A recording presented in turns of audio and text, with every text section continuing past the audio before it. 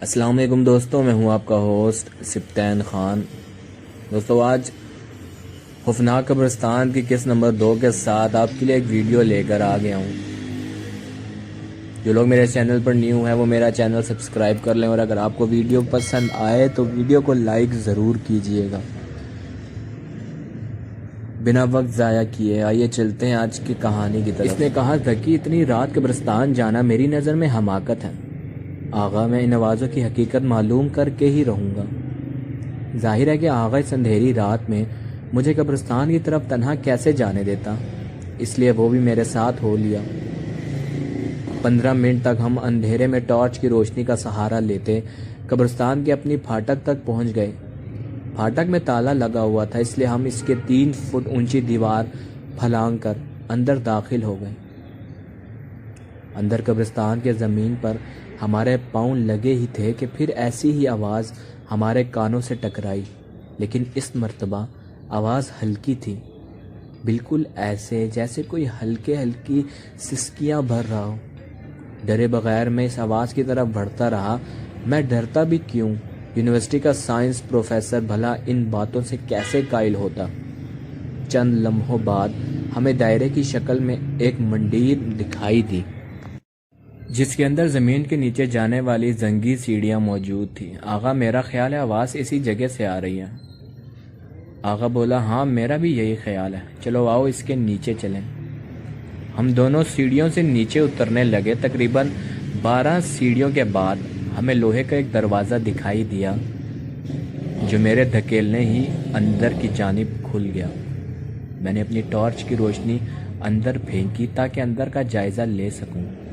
یہ ایک چھوٹا سا گنبد نما تہخانہ تھا، جس کے وسط میں لوہے کا ایک بہت بڑا تابوت پڑا تھا۔ چھت کے کنڈے سے ایک باریک سی زنجیر لٹک رہی تھی، جس کے آخری سرے پر ایک ڈبیا بندی تھی۔ ڈبیا اور تابوت کے درمیان صرف 1 فٹ کا فاصلہ تھا۔ ایک ہی نظر میں نے یہ اندازہ کر لیا کہ کمرے کی دیواریں بوسیدہ ہو چکی ہیں اور جگہ جگہ مکڑی کے جالے موجود ہیں، جو اس بات کا ثبوت ہے کہ یہاں ایک عرصے سے کوئی انسان داخل نہیں ہوا۔ ہم دونوں دبے پاؤں کمرے میں داخل ہو گئے اور تابوت کے نزدیک پہنچ گئے۔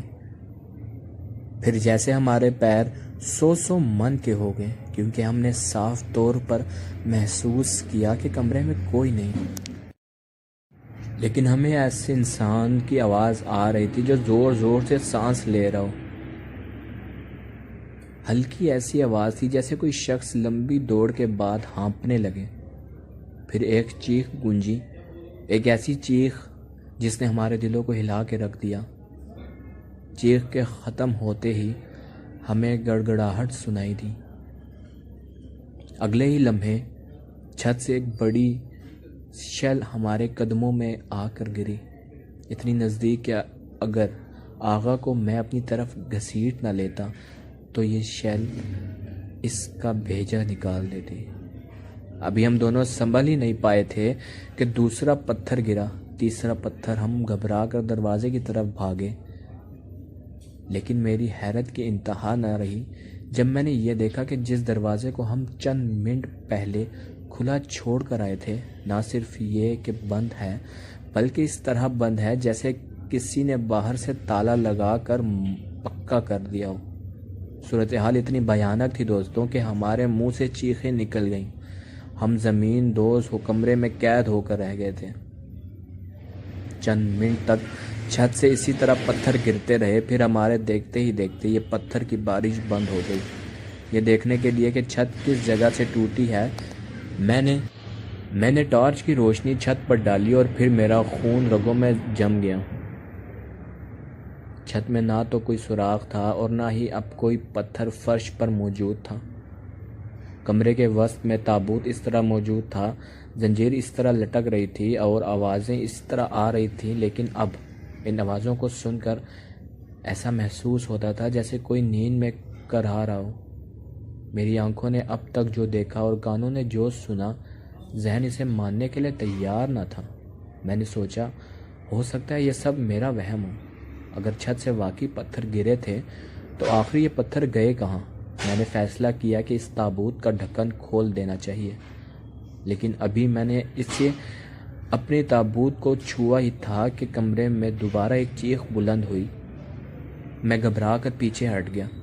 فوراً ہی کمرے میں کسی مرد کے کہکے گونجنے کی آواز آئی، اور اس کے ساتھ ہی چھت سے لٹکی زنجیر خود بخود ہلنے لگی اور اس میں بندھی ہوئی ڈبیاں میرے سر سے ٹکرا گئی۔